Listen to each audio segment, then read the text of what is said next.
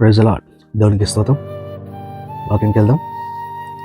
Isaiah chapter 14 verses 27. Isaiah chapter 14 verses 27. When the Lord all-powerful makes a plan, no one can change it. When he raises his arm to punish, no one can stop him. మళ్ళీ అవుతున్నాను.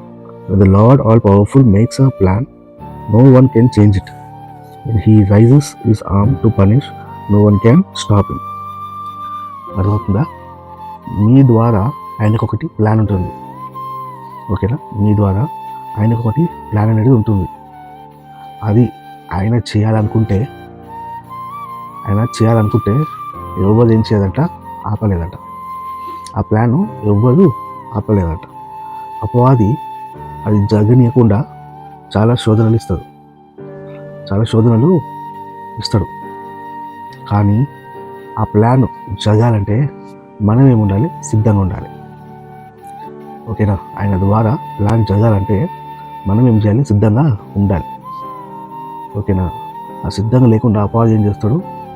Mind కానీ ఏదైనా కానీ divert చేసేసి జరగనీయకుండా చేస్తాడు. అలా కాకుండా మీరేం చేయాలంటే ప్రభువా ప్రార్థన చేయాలి. ఏమని?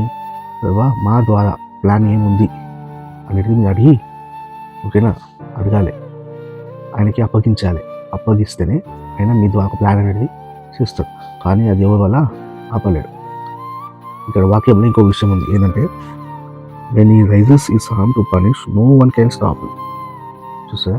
ఒకవేళ ఆయనకి విరోధంగా నువ్వు ఏమైనా చేసినావు అనుకో, ఓకేనా, ఆయన మాట వినకుండా ఆయనకు విరోధంగా ఏమైనా చేసినావు అనుకో, ఆయన ఒక చెయ్యి ఎప్పుడైతే నేను పనిష్ చేయాలని చెప్పి చేతులు లేపిన అనుకోండి, అది ఎవరి వల్ల ఆపలేదు.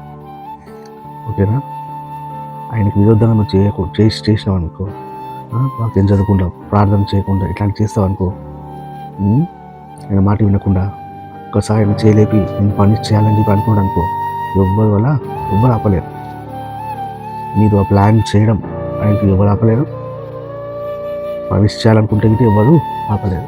ఇప్పుడు మీరు ఈ రెండిట్లా మీరు ఏం చేయాలనుకుంటున్నారు అనేది మీరు ఆలోచించాలి.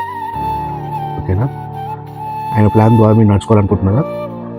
ఆయనకు విరోధంగా చేసి ఆయన దాని నుంచి మీరు పనిష్మెంట్ తీసుకోవాలనుకుంటున్నారు అనేది మీరు ఏం చేసుకోవాలి? ఆలోచించాలి. అది మీకు అప్పగించేస్తున్నాను, మీరు ఆలోచించుకోవాలి. ఓకేనా? ముఖ్యంగా ఈరోజు సండే అదే చర్చికి వెళ్ళండి. ఓకేనా? చర్చికి వెళ్ళి ఆయన ఆలోచించండి. దేవుడు ముందు దించిన దాకా ఆమేన్.